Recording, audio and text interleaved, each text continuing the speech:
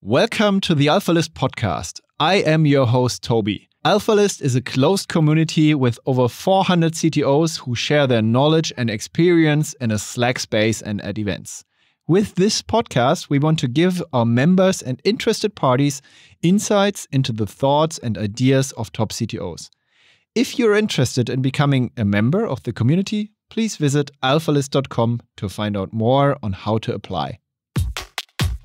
This episode is kindly supported by Fastly, the biggest challenger in the CDN market.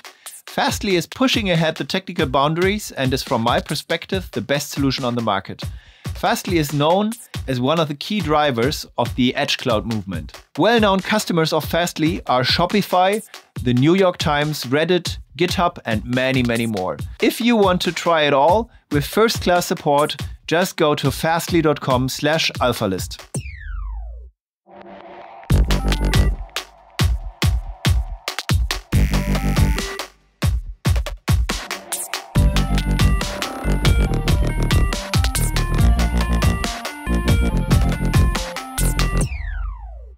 Welcome to the Alphalist podcast. I'm your host, Toby, and today I welcome Eric Bowman, the SVP of Engineering at TomTom in Berlin. Hi, Eric. Hi, Toby. How are you? Yeah, I'm fine. We actually met at Zalando. We were both working at Zalando, and I think you were acting as the VP of Engineering back then. And I perceived you as a guy who always carries that inspirational aura around yourself when it comes to leadership topics, technical topics as well. And yeah, maybe you can tell us a bit more today about the important milestones in your career, and maybe also start with that. So where did you start your career and where you're now? Sure. Yeah, it's funny because honestly, I never wanted to be a leader. I was an individual contributor for a long time. And I kind of one by one watched some of my favorite people move in the leadership direction. And I was a little bit like, why would you do that? That just doesn't seem like fun at all. So by the time I got around to it, I took it pretty seriously. But maybe I can back up a little bit. I grew up in the United States, and most of my childhood, I wanted to be a physicist. I thought that maybe an academic lifestyle was kind of perfect for me. I had no interest in any kind of business or any kind of management or anything kind of commercial. I really wanted to do a life of the mind. And the whole time I was doing that, I was also programming computers. And I think, a lot of people who study physics get to the point where they realize that the people who make kind of like lasting impact in physics are so much smarter than everyone else that when you realize that you're just not that smart, you realize maybe this is not going to be all that satisfying. Also, I don't know, working in the more commercial world, success is a little bit more objective sometimes, especially when you're struggling, to make some kind of research impact. And I really, really loved writing computer programs as well. And then I got incredibly lucky. My first sort of real job was working at Maxis, which at the time was known for SimCity 2000. And I was not really a game player, but I knew that game. It was like on the cover of Time magazine. Everyone knew it, right?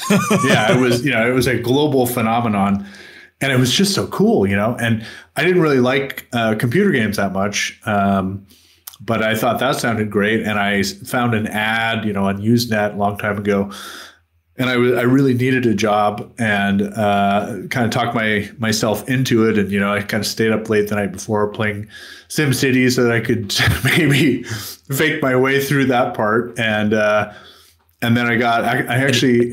Did you get into programming earlier, or I mean? Yeah, I was programming when I was studying physics on the side for money. Basically, my college would pay students to write software that was used by the school. And then I ended up staying a couple years after I graduated to continue because some of the software that I'd written was pretty helpful. They got more funding for that.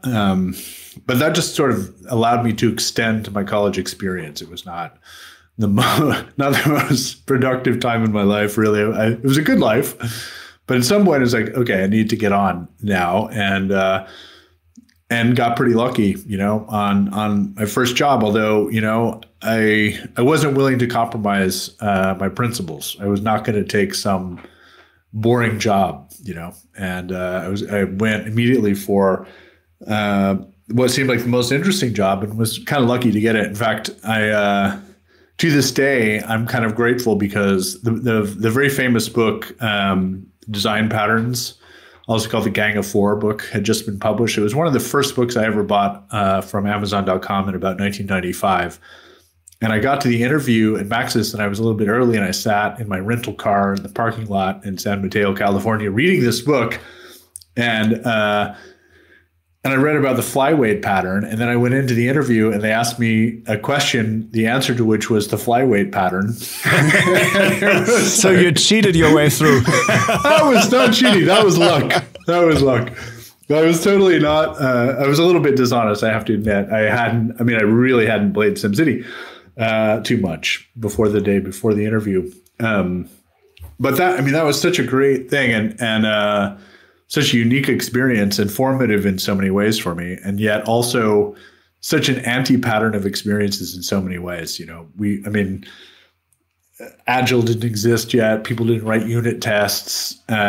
We just coded all the time and spent years on this thing. It was kind of the darling of the founder and creator of SimCity, Will Wright, and nobody thought it was going to go anywhere until pretty much till the very end. And so we just kind of dawdled around on this thing, trying to make it cooler and cooler. And then gradually, like a snowball, it started to get more and more momentum as we got closer to launch. But it was, we did all these things that you're not supposed to do, really, including, I was probably working 80-hour weeks for the last sweatshop, right? No one was asking it, though. That was the thing. I felt lucky at that point in my life. I didn't have that much going on yet. My girlfriend was pretty understanding. She loved the game when she saw it for the first time, and it was just like, why not? I felt lucky, honestly. It was the to Sims, be able to work right? on something like that. Yeah, so that became the Sims, exactly. And so when you read about sweatshop conditions for game companies and things like that, it's like, yeah, but at the same time, when you're in that mode and you're in that kind of time in your life, you're kind of lucky also that you have something that you feel good working that hard on. And did you code C++ back then, or what was it? Okay. Yeah, The Sims was 100% C++, no assembly code whatsoever, which was kind of a surprise to the other people. So we got acquired partway through by Electronic Arts, and suddenly we were surrounded by a lot more kind of game professionals. And we sort of did everything against their advice in a way, and got kind of lucky, I think. We didn't use 3D acceleration. It wasn't really a 3D game. It was kind of a fake 3D game. Everything was CPU. Everything was we created the broadest platform to run this thing. And I think that turned out to be a great decision because it meant many, many more people got to play it. And also we drove up the price of RAM, I think. But anyhow. It really reminds me of the conversation I had with John Romero once, one of the founders of id Software, and I think like one of the key designers behind Doom. And he was talking about how they handcrafted Doom and like nights and night shifts following each other. And I can imagine that it was kind of, even if it was like still 15 years earlier, it was similar at Maxis, right? And how do you compare it to today's orgs? I mean, you worked at Zalando, you're working at TomTom now. I think at both companies you had like around 1.5K engineers. How does that compare? And more importantly, is it something you miss every once in a while, that you have those small and effective teams that want to code night by night? Yeah, well, I still kind of hold in my heart the belief that 3 good programmers can change the world. And whenever possible, I like to put a team of 3 on something if it's really important and it's possible. But I think also, even though, there's kind of this old saying, if you want to go fast, go alone. And if you want to go far, go together. I think that applies to teams as well. I think, we know a lot more about how to organize than we did 20 years ago. Or at least it's been thought through more. It turns out in a way, we don't know anything more than has been known for quite a while about how organizations are structured, but maybe we're a little less arrogant in terms of ignoring what's come before us. But I don't know. It's I wouldn't trade the present, really. I think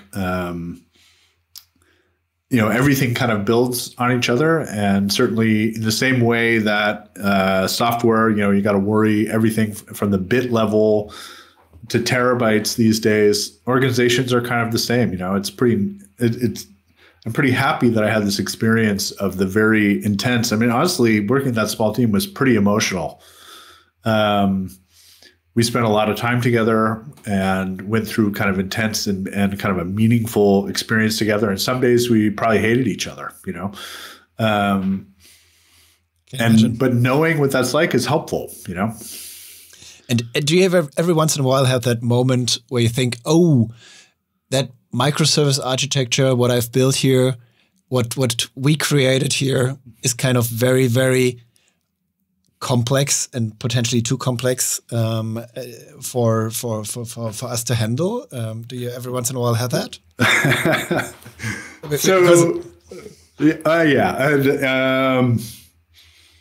I think working on anything that's sufficiently complex, it exceeds any human's ability to really keep it all in working memory.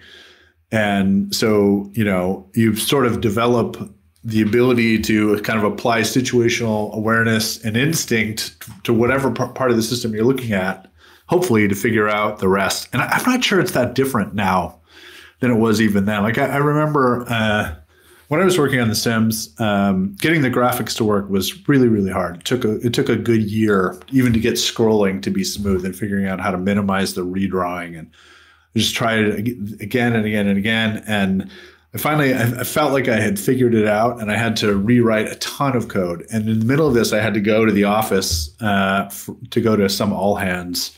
And at the end, the general manager, Max, just wanted to talk to me to see how it was going. And I was just like, you don't understand. I have to get back to my house because I've taken this thing apart. It's all over my apartment, and I have to put it back together again before I forget, how it all fit together. And I feel like even a big distributed system, it's kind of similar, right? It's most of the time you can work kind of locally, and occasionally you need to go through these kind of very scary and intense transformations where the totality is too complicated to really understand.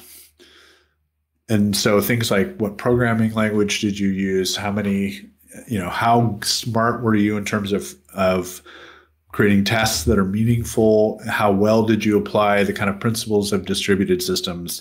Is kind of the same thing. And I think, one of the truly joyful things about managing a system, whether it's a computer game or a distributed e-commerce system or whatever, is that once you have those fundamentals in place and you feel the leverage that you've created underneath you, and you can start to modify that safely, it just, I don't know. It's an incomparable feeling for me. So I do worry, and yet the band keeps playing on, Yeah. And I can imagine that sometimes you also had like just different problems, right? I mean, having proper version control in place with Git. Yeah. I mean, these days you just have it, right? It's just there. You don't think and about back it. Then, I guess teamwork was much harder, right? Yeah, we used Visual Source Safe, and it was we corrupted the thing and had to bring Microsoft in to fix it under days before it was supposed to launch. And nowadays, so many things are so much easier. I don't miss any of that stuff. Mm-hmm. And talking of today and your job at TomTom, so what do you actually do there? I guess most people just recognize TomTom from the classical navigation devices, but I think that's not a fair perspective. Yeah. What are you doing? Yeah, so TomTom still sells a surprisingly large number of sat-nav devices for automobiles, but that's not really what we're focused on. I think TomTom has become a location technology company, and they create a map. There's only a handful of maps in the world. Google has one, Here has one, Apple has created one now. There's OpenStreetMap and there's TomTom's map. That alone is a huge engineering challenge. And as the world gets faster, it's expensive to maintain a map. And so the technical challenges are deep and interesting there. But in general, we use maps and navigation algorithms and a live traffic algorithm. So we kind of understand how cars are moving around in the world, and we can detect where there are traffic jams. And search, so searching especially for locations, and then being able to display all these things. These sort of 5 components form a technology platform, which we sell in different forms. So we sell quite a bit in the automotive industry. So a lot of cars are running some or all of our technology for navigation in the car. And we also sell to big tech. Any business that can make more money essentially by having a more accurate representation of the world to plan routes on, say, for any kind of like fleet or mobility based business, you can really increase your bottom line by being smarter about, where you send your vehicles when. And so it's quite an interesting business selling at different levels. Some companies just buy the map and implement everything on their own. Other companies use B2B APIs that we provide. And the company's been around for a while, and it's been through a couple different transformations. And then now it's kind of consolidating around this idea that these 5 kind of pillars of a location platform are super interesting to solve a ton of problems that are commercially interesting, but also really quite important to having a safer world and a cleaner world. Okay, so you're in a way building, let's say, a GeoOS, right? Yeah, you could look at it that way. Yeah, and we really care about people's privacy. So even though Google Maps has really expanded our concept of what's possible, but it's terribly encumbered with legal restrictions and all kinds of strange privacy issues. And we take quite a different approach to solving those kinds of problems. Okay, and you mentioned OpenStreetMap as in a way a competitor. Do you also have like an open version or open source components? Anything that like the typical developer could just use? We don't do that much open source. It's kind of a constant topic of discussion about what we should contribute to the world, both in terms of contributing to the projects that we use, which there are many, and also hosting our own projects. And I'd say we're a little bit behind where I would like to be on that. But I think also, the nature of open source has really changed with the cloud. And, the very interesting open source projects these days are almost all infrastructure related. And that's not really where we're working. But it's funny you mentioned it. It's a constant topic of discussion. What should we open source? What not? We do a lot of business with the automotive industry. The automotive industry is currently on a kind of a rapid scale up trajectory in terms of becoming much more sort of software oriented than they have historically. And so it's also a topic of conversation with them. What do they want the stuff to be open source or not? And it's a little slightly typically different not, right? Typically not. If I look at BMW and so on, typically not, but it's changing.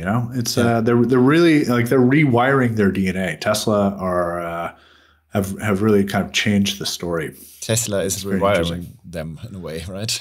Yeah, it's like rewire or die is I think the fear, and they're certainly hard at work. In fact, the Zalando office that I think maybe both used to work in, certainly I used to work in, which is about 300 meters from my apartment, is now the home of car.software.org, which is the Volkswagen software venture. So it's kind of interesting to see. And do they publish anything openly? That I don't know. Okay. because I can imagine like something like Android for cars would in a way make sense, right? I mean, I think Volkswagen and BMW, they all announce that they kind of are working on operating systems, but I think that's still the piece that is missing, right? Well, yeah. And so on the one hand, there is Android for cars, right? And Google Automotive is trying to be a thing, and Google would like to run Android-based Google-operated services in every car, and it's one of the things people want. These customers, drivers seem to want it, but it's not necessarily what the rest of the world wants, and that's certainly something that we are very actively focused on. Is what does that world look like, and how can we essentially create the sort of in-car experience that people want without asking them to just completely give up their privacy. Yeah, I think that's also a nice niche, as BMW potentially don't want to give Apple access to every hardware piece in the car, and I could imagine that as an independent player, chances are quite high that you get access to that, or that you are picked as a partner in that place, right? Okay, interesting. And you mentioned that you have over 1,000 engineers, I think, at TomTom. Is that right? Or yeah, I think it's over 2,000. I have about 1,500 or so total reports. Most of them are software engineers reporting into me. Okay, directly. Yeah, exactly. Everybody gets a one-on-one about every 3 or 4 years. No, it's a big org, and that seems to be directionally where I've been headed for a while. This is kind of a change from where I started. Yeah, actually, I think I remember the time at Zalando, you were kind of pushing very hard for perfect hiring processes and leaving a good mark on all the people that we interview and so on. I guess that's also part of your job DNA right now, right?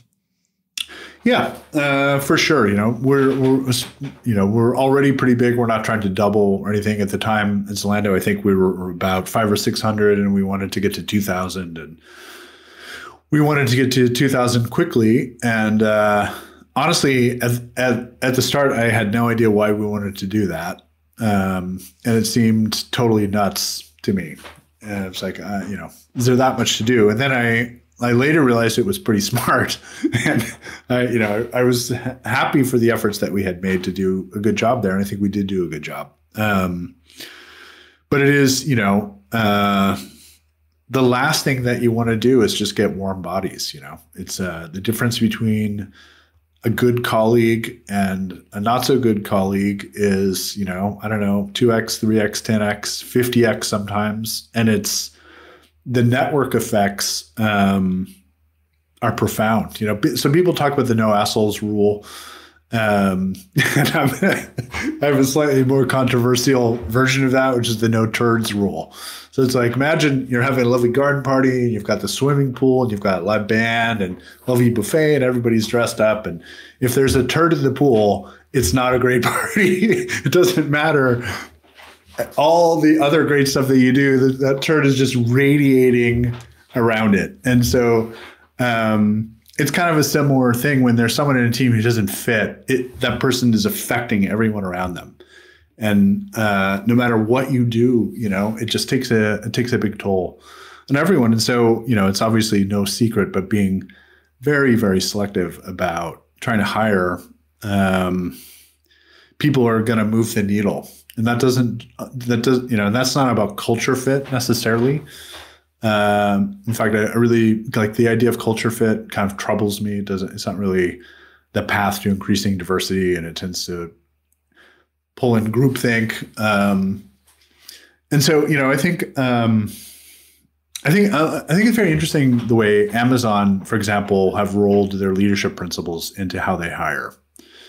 And I try to do something a little bit similar to that, but really try to build into the hiring process the kind of principles that we want to drive decision making at every level. And I think, I have some issues with some of the Amazon leadership principles and how they get applied. But the idea of having leadership principles that are meaningful and kind of operational is very powerful.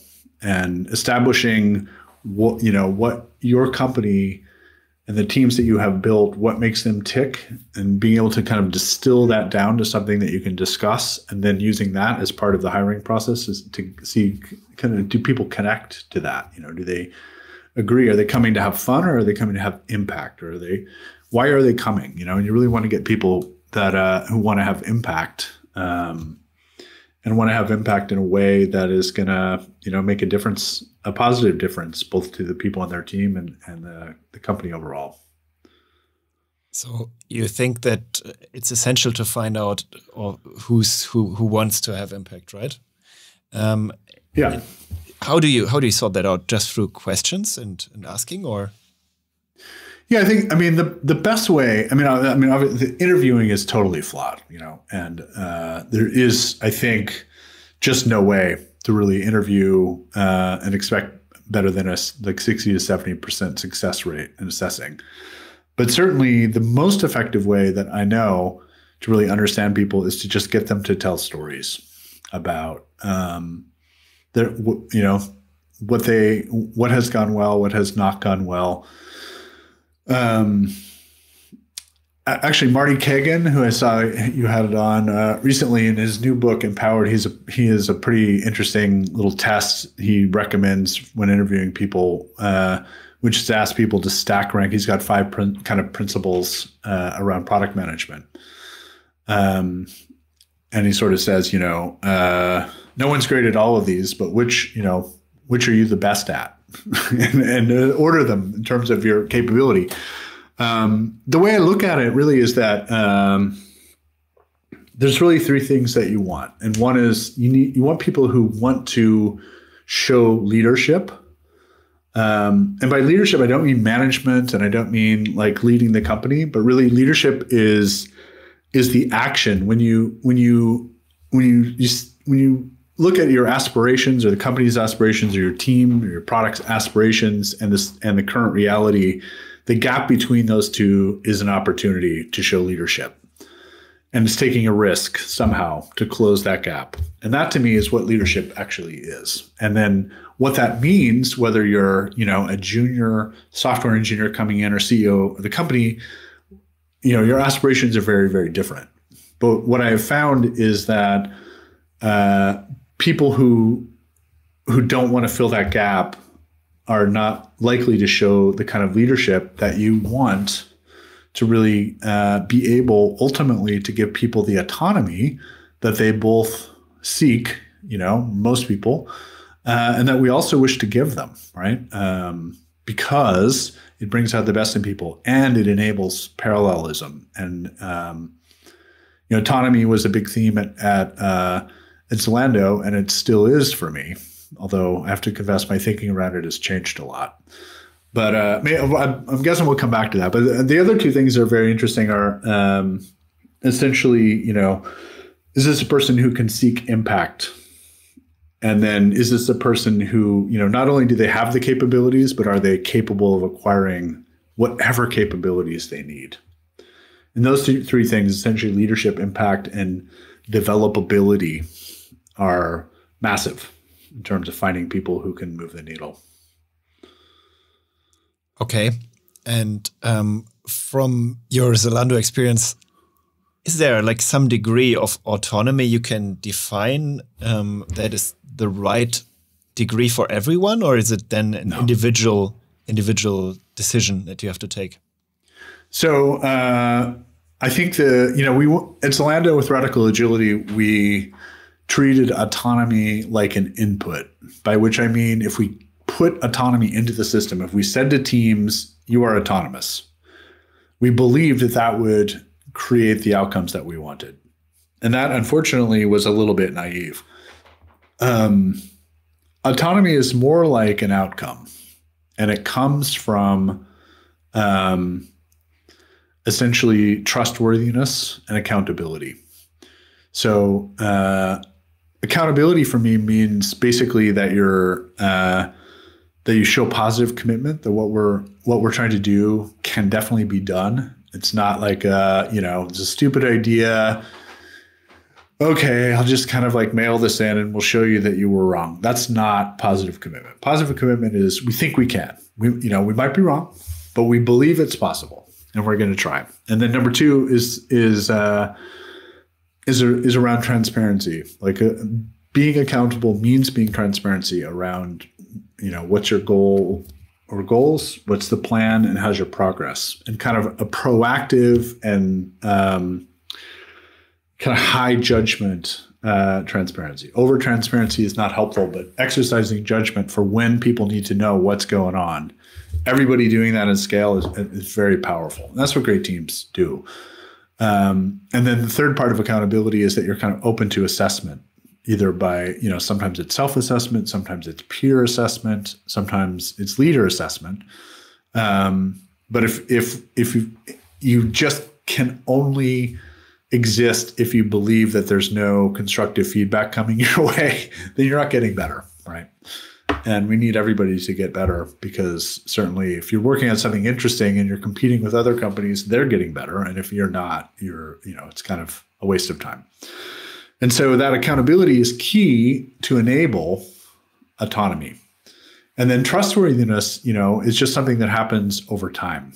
And it's kind of the output or the integral of your decision-making process.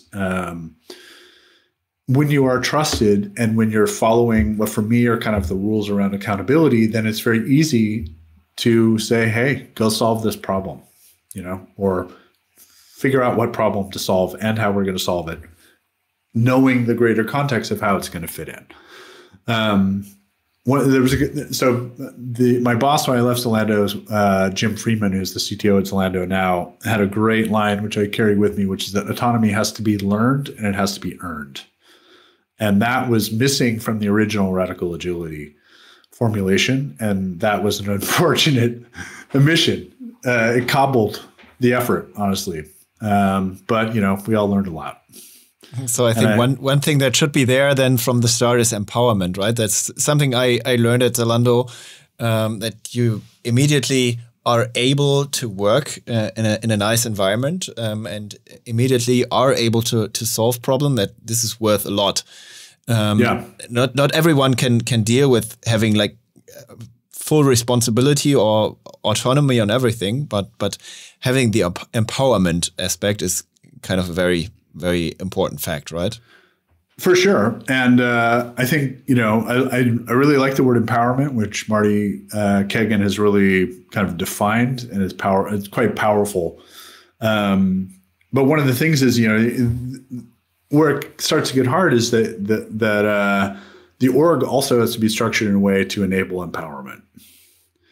And for me, that's actually one of the super interesting challenges of working at the scale of work that I'm currently in, and also bigger orgs, but even smaller orgs, is how do we structure things so that you can create empowered teams?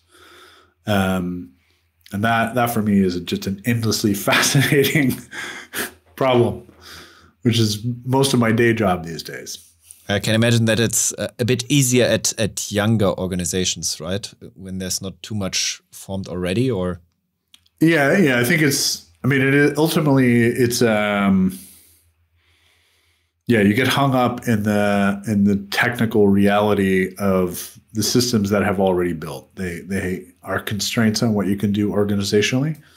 And that does come with age, but not necessarily. I think it's much more about how kind of agile the tech stack is, honestly, than the age of the organization. And this podcast episode is kindly presented by MongoDB, the successor of the NoSQL movement. It's a very attractive, flexible, and simple database system that can be integrated in no time. They have a developer-first approach and build a system that is fun to use and scale to terabytes or petabytes. You don't have to think too much about your database structure. Just start playing with it and develop it on the go. I tried their new cloud product called MongoDB Atlas, and all listeners of this podcast can easily do the same and test it in their favorite cloud, GCP, AWS, or Azure. custom-tailored deployment without over-provisioning, sandbox for developers, organized in microservices, and clear focus on developer fun and quality. To keep it simple, DevOps with more dev and less ops. Just go to cloud.mongodb.com and use the promo code podcast2020 to get started using their database as a service in the cloud. How do you still set the right goals? I mean, how do you give people hard problems to solve? How do you still make sure that it perfectly fits into your or aligns with your organization strategy? Do you believe in OKRs, or what do you think is sufficient? Well, I mean, honestly, I think whatever works is fine. You know, I learned quite a bit about how Amazon does kind of cascading goals, and it's in a way mathematically perfect and kind of amazing. And I would love to do that, but when you actually try and do that in any existing org, it's simply too hard. And OKRs have this kind of structural defect, which makes them difficult to cascade. Because if you start out with the idea that objectives and key results are fundamentally different, then it doesn't make sense to cascade and say, well, you know, the CEO's key results are her team members' objectives or something like that. But that cascade is very much what Amazon does to great effect. And the mental model around that is very helpful. So Bezos talks about this a little bit in one of his letters to shareholders when he talks about inputs and outputs. And it's a beautiful system. But, you know, we used OKRs at Zalando. We weren't very good at it yet. Everybody said it would take a few years, and it took a few years longer than that, I think, for me. At the start, I just wasn't intellectually prepared to think about it that hard. And I was severely cobbled by the org structure, where it was like it was just we called it tech, but it was basically an IT team that was serving the business. And we know that doesn't work now. But we rolled out OKRs at scale at TomTom this year. And I have to say that after doing it for 5 years, it was much, much easier. And the feedback was really great. And we just got better quarter by quarter. And so I think it's, you know, at the end of the day, it's not really which tool you use. It's that you do something to help people focus. You just mentioned one very regular scheme that there's an IT team serving the business, and there's like a strict separation between business owners, product owners, and so on. How do you think about a good solution for that, or what would be a good solution for that? Because it's constantly generating friction, right? Yeah, and it's it leads to a lot of kind of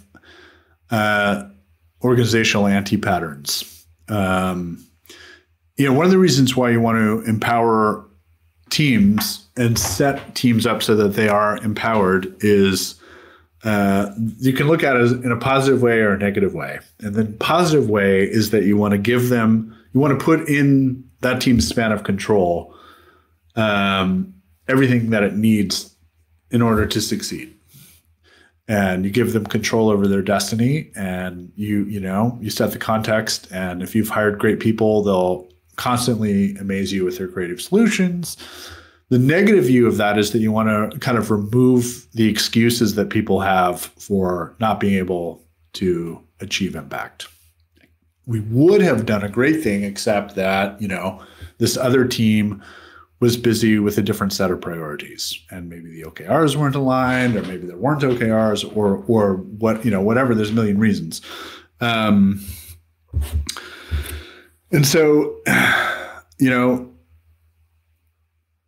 I think the setting, well, first of all, you know, if you want to work for a tech company, there's got to be tech everywhere in the company. There can't be an IT team. Any company with an IT team is by definition not a tech company, in my opinion. And so then it comes down to like, okay, well, what would it mean to have software engineers in the HR department, software engineers in the finance department? Would that make you a tech company? And in a way, I kind of want to say yes. But it's like, okay, well, then do we need HR leaders who, can lead software teams? That seems like it's hard enough to get great HR leaders, let alone asking them to lead software teams. And that's where the org design question gets quite hard. And there are different approaches the different companies take. There's kind of the Amazon way, there's kind of the Apple way, and there's kind of the Google way. And they're all related but different. Google tends to have more matrix structures and encourage collaboration. Apple is sort of known for more functional structures where they really try to put experts together. And then Amazon, which is also similar to what Zalando did, tries to empower holistic leaders that own kind of commercial product and engineering together. And there isn't a right answer.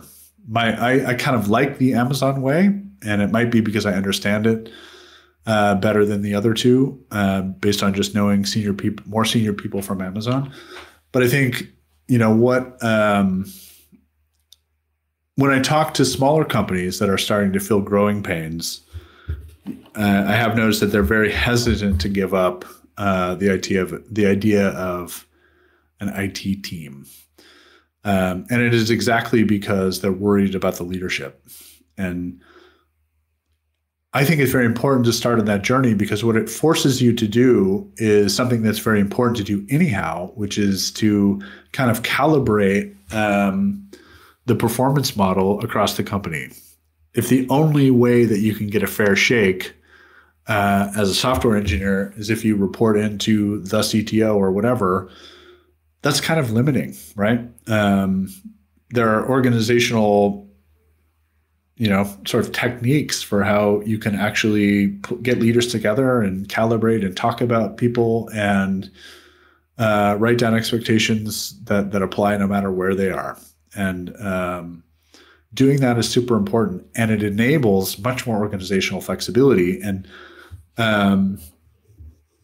that organizational flexibility is kind of everything. There's the amazing book Thinking in Systems, a primer by Donella Meadows.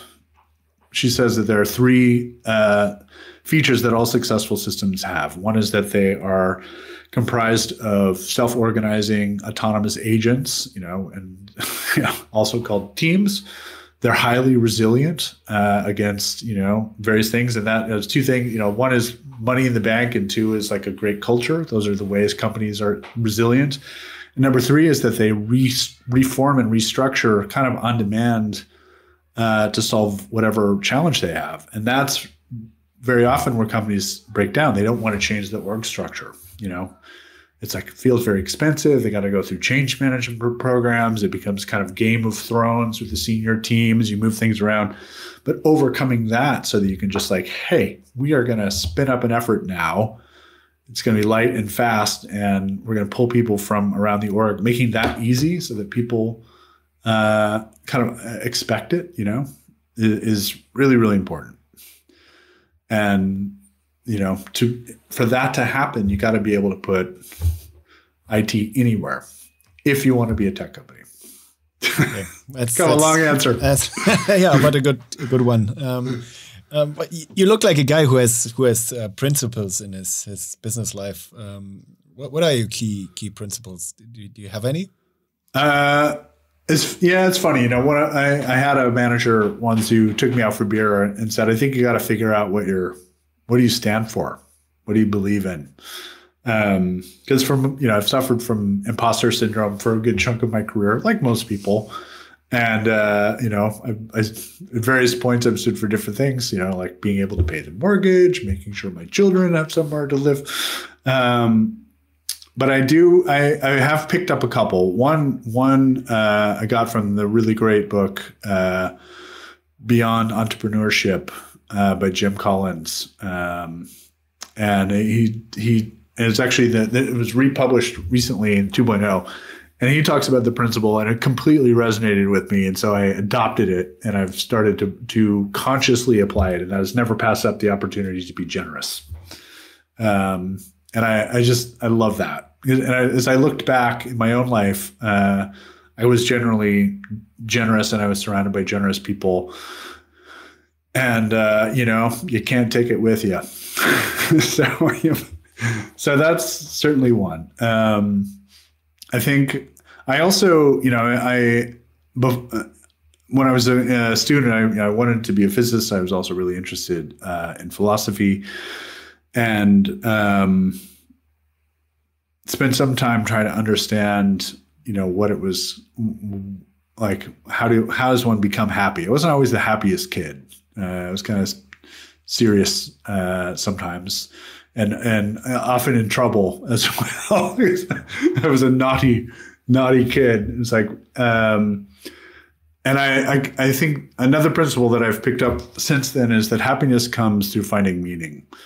So don't seek happiness, seek meaning, seek to do things which affect the people around you in a positive way, help them grow, help other people get through experiences. Try to, part of being a manager and developing people is giving them tasks that are maybe like a little bit harder than they think they can do. Task is not really the right word. Challenge. Get people to stretch a little bit. Not if they have to stretch too far, that's not going to work. They will be dissatisfied. But pushing people a little bit will give them a meaningful experience. They will understand their own limits better, and they will overcome something. And that process of overcoming is one of the channels of meaning. So seek meaning and happiness will follow is another one of my personal principles. And then I also believe strongly in loving what you do and doing what you love. And when those things converge, which I think for many people in our industry, that's pretty common. We're very lucky. We're not really fighting day by day to survive, but we get to work on sometimes beautiful intellectual problems, and simplify the complex. And loving that and loving what you do every day, for me, is a principle. And if I'm not loving what I do obviously everybody has a bad week, but if I don't love it, I have to move on. And I encourage other people to do. There's so much interesting work out there. There's so many great companies. So we really live in a golden age as technologists. So if you are not loving your job, you should go. One thing that really drives us as engineers is we all want to learn, right? And I think that's essentially what drives me as well. And like you seem to be a keen learner as well.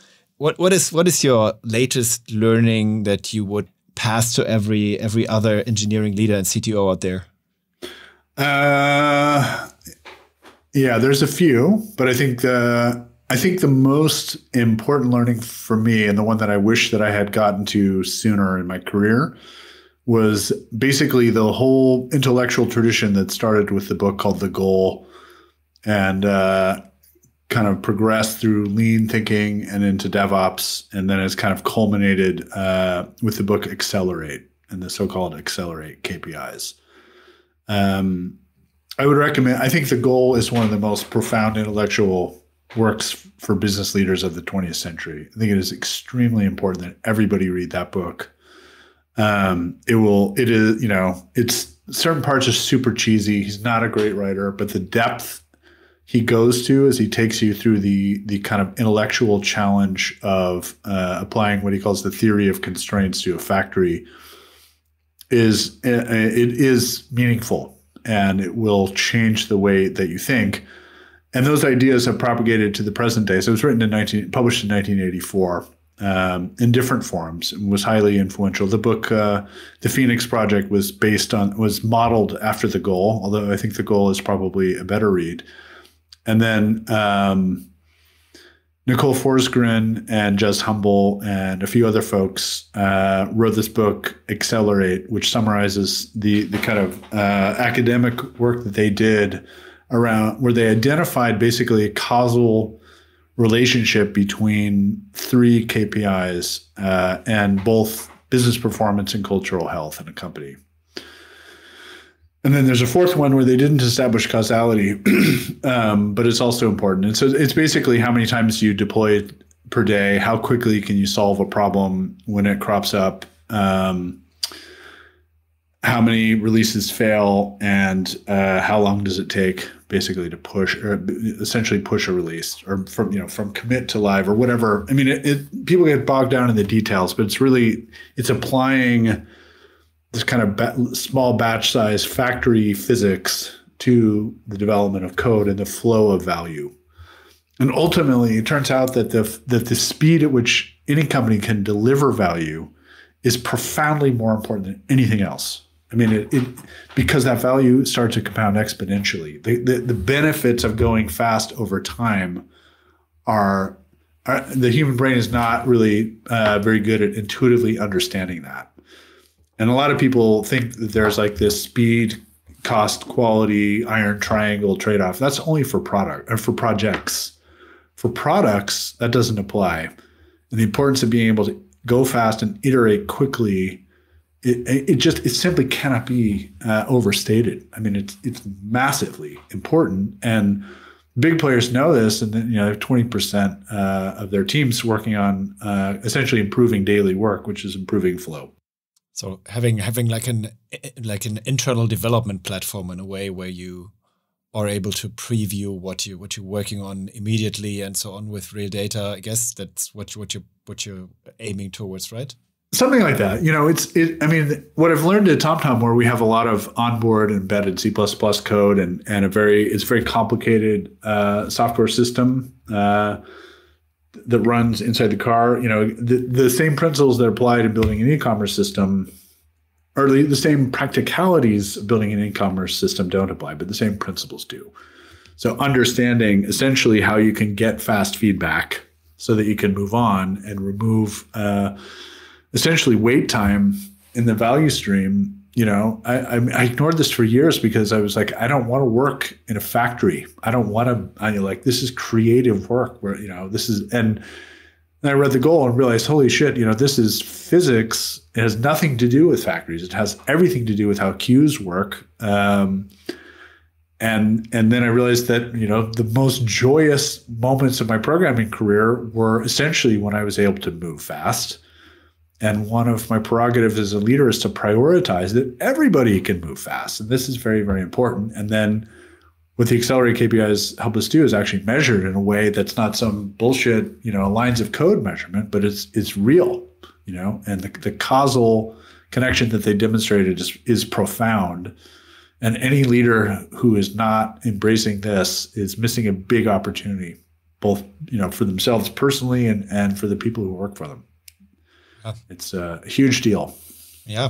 I mean, it's easy to actually feel if you just think about, I don't know, yourself doing a commit into some system and just being able to see the result in 20 minutes from now, and having to like potentially pick a coffee and distract yourself and do something different. Like that, the brain isn't structured for context switching, right? I mean, computers aren't structured for context switching, but the brain is neither, right?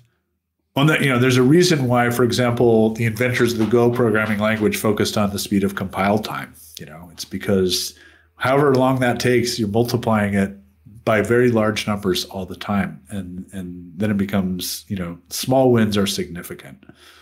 But I think the other thing is, when you realize that there are people working on things that there's no plan ever for this code to go live anywhere for any customer ever, nor is it helping other people go faster. It's like, why are we doing this? It's the moral equivalent of buying, tons of copper cable in the factory that you don't have a product for. You're just burning money and missing opportunity. And, it's like the grown-up part of me embraced this. That was kind of like the moment. It's like, okay, actually management is not something to fear or loathe. Management is actually super important. And the integration between management and engineering is a superpower. And that, you find all these managers who want to call themselves leaders. It's like, yeah, you got to be leading some of the time, but actually management is the day-to-day thing that's pretty important. And certainly for me, most of my career, I either ignored it or disdained it. So, oops. Sorry, great managers I had in the past. Didn't appreciate you enough. So perfect timing for my last question and my little surprise for you. So we now have the chance to boot up my old Windows 98 laptop and start the very, very first version of The Sims with a feature that has been removed in the final version. So it's the time machine feature. And we now go back into the year 1999, when you obviously heavily working on the first release. And we now had the chance to observe the tiny virtual version of yourself for a while. And now you get the chance to whisper something into young Eric's ears. What would it be?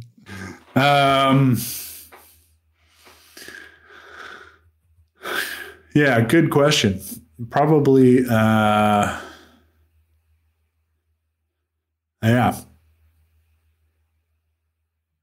believe in yourself. Maybe that's not very cheesy. I spent a lot of time really self-doubting. Certainly my principles. But I guess maybe the right thing to say in this moment is Rosebud.